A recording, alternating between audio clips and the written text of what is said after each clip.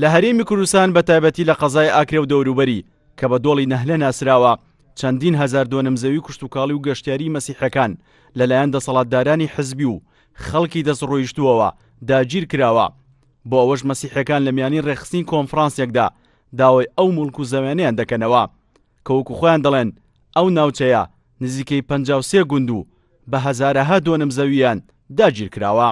لە زۆر بۆنەیەکدا لە چەندین جار باس کراوە و پێشکەش کراوە بەڵام حکوومەتی هەرێم تا ئێستا هیچ هەنگاوێکی جدی نەبوو بۆ چارەسەرکردن ئەم کێشە.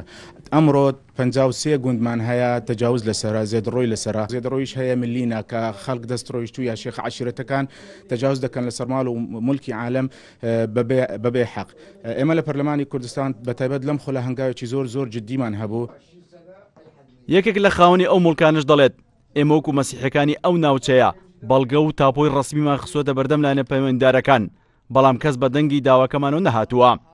ئەو دەڵێت ئەگەر بارودۆخی ئەو ناوچەیە بەو شێوە بڕات کە ئێستا لەژێر هەڕەشەداین ئەوە ناچارین بە یەکجاری کوردستان و شۆنی و باو باپیرانی خۆمان بەجێ بهێڵین و ئەو دوورشمەش لەبیر خۆمان بینەوە کە دەڵێت کوردستان شوێنی پێکەوە ژیانی سەرجەمنەتەوەکانە. ئەمن وەکی ئەوەڵاتێکی مەسیحی گوندی هزار جوت وباب وباپيرا قندي ملك مياه طاب وسند وخاويني ملك أمن هاتي دسير كرين من قبل جماعة متنفذين أو بيشتو بين صار هالصال نوت مراجعات كاين مناهل دزقت حكومات أو منظمات أو لق ومالق نقشنا شحال وأوراق رسمية أوانا وتجارة مراجعات كاين ورق مدرينين وزائد تهديدات ما كان.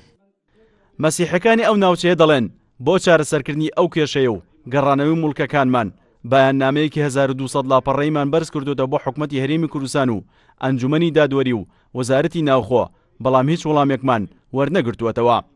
ئەگەرچی چەندین جار پەلامان بردووەتە بەر خۆپیشاندان و چالاکی مەدەنی. سیرۆ حوسێن، کورسان نیوز، هەولێر.